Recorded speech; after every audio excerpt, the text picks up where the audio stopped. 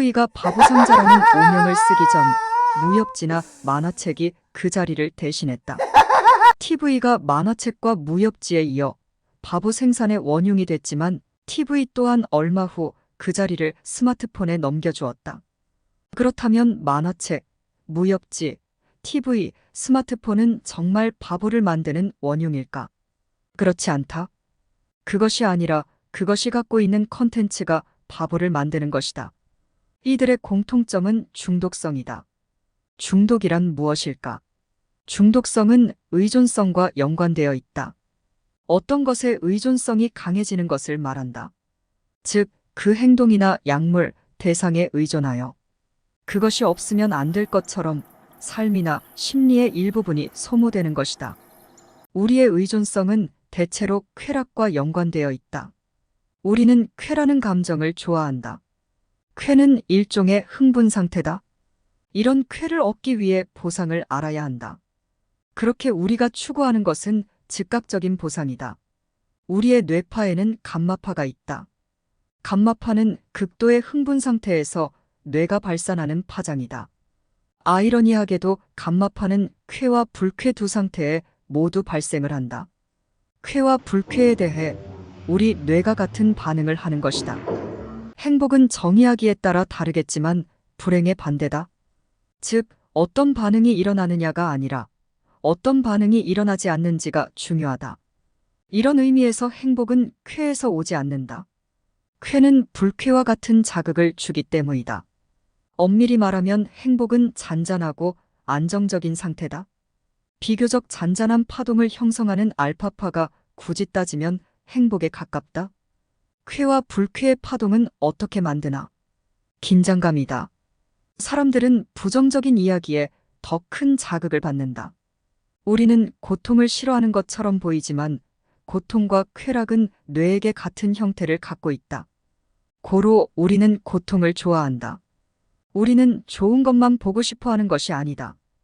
우리는 불쾌하고 공포스러운 것을 보고 싶어 하기도 한다. 간단한 예를 들어보자. 커다란 상자 속에 손을 넣어 속에 있는 무언가를 찾아야 한다고 해보자. 상자 속은 캄캄하여 아무것도 보이지 않는다고 해보자. 그러다 따끔거리는 통증을 갖게 된다. 이 통증을 일으킨 대상이 분명 좋은 것일 리는 없다. 다만 우리는 반드시 그것이 무엇인지 확인하고자 한다. 그 불쾌한 것을 반드시 확인해야 직성이 풀린다. 호기심은 무지에서 시작한다. 우리가 밝음보다 어둠을 두려워하는 까닭은 어둠이 가져다주는 불확실성 때문이다. 카드 게임에서 나에게 무슨 패가 왔는지 두근거리는 마음으로 열어보는 것도 그것이 주는 불확실성이 우리 뇌의 감마파를 일으키기 때문이다. 우리는 대체로 불확실한 것에 긴장하고 불쾌를 느낀다. 다시 말하면 그 불쾌의 감정은 쾌와 맥락을 같이 한다. 고로 그것은 싫으면서 좋은 감정이다. 이처럼 불확실성을 확장하면 할수록 우리는 그것에 호기심을 갖고 호기심은 관심을 불러 일으킨다. 위험한 곳일수록 사방을 두리번거리며 살피는 것처럼 우리는 반드시 사방에 무엇이 있는지 찾아 헤매게 된다. 이처럼 어둡고 불확실하고 호기심을 불러 일으키는 것들은 어디에 있을까? 대부분의 뉴스다. 뉴스 부정적인 이야기일 가능성이 높다.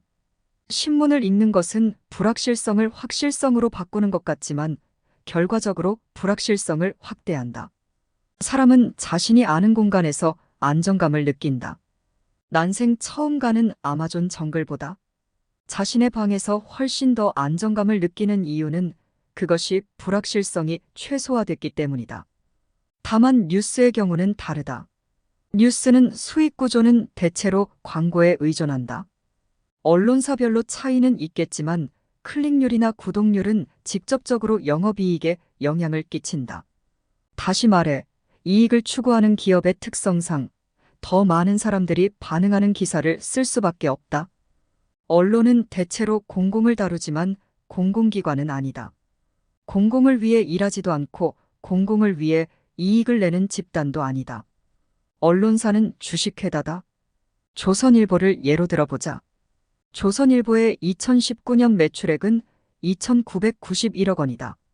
여기에 영업이익이 301억 원이다. 이 회사는 방상훈 대표이사가 30%의 지분을 가지고 있다. 즉, 언론사의 주인은 개인이며 영리를 목적으로 한다. 실제 4대 재벌 광고의 3분의 1이 조선일보, 중앙일보, 동아일보에 광고한다. 8개의 신문 중 4대 재벌 광고. 비율이 가장 낮은 곳은 2014년 기준으로 한겨레 신문이었지만 그 비율도 25.1%나 된다. 한국언론진흥재단의 2021년 신문산업실태조사에 따르면 일간 신문 매출액의 63.7%가 광고 수입이다. 구독료를 통한 수익은 전체의 15.7%에 지나지 않는다. 다시 말해 언론의 주요 고객은 개인이 아니라 기업이며 주인 또한 공공이 아니라 개인이다. 마케팅은 쉽게 말해 전략이다. 전략이란 상대의 취약점을 파고드는 전쟁에서 사용하는 일이다. 다시 말해 마케팅은 분석을 통해 대상을 파악하고 가장 효율적인 방식으로 판매이익을 올리는 일이다. 이 일은 과거에는 지면으로 있다가 공중파로 옮겨졌고 이후에는 온라인으로 넘어갔다. 고로 온라인은 완전한 마케터들의 전쟁터다. 사슴과 토끼가 가득한 사냥터에 능력 있는 마케터가 사냥꾼으로 등장하여 마구잡이로 사냥한다. 이들은 대체적으로 관료적이다. 관료주의는 체계를 갖추고 규모를 키울수록 인간성이나 도덕성이 결여된다. 그것이 시스템의 비인간화다. 이런 시스템의 비인간화는 악의 평범성이라는 결과를 만들어낸다. 악의 평범성은 한나 아렌트가 예루살렘의 아이히만에서 주장한 개념이다. 이는 아돌프 아이히만이라는 홀로코스트 실무 책임자를 공개 재판하는 과정에서 나왔다. 아이히만은 홀로코스트 대학살을 주관한 인물이다. 고로 매우 사악하고 악마 같아야 한다. 다만 그는 꽤 친절한 사람이었고 그저 평범한 공무원이었다. 이로 인해 한나 아렌트는 선한 사람들도 악의를 품지 않고 악행을 저지를 수 있다는 것을 의미한다. 다시 말해 TV나 온라인은 우리를 긴장의 속으로 집어넣고 판단성을 흐리게 하는 역할을 한다. 그것이 악한 의도를 갖고 있다고 생각하진 않는다. 시스템은 그것을 그렇게 만든다.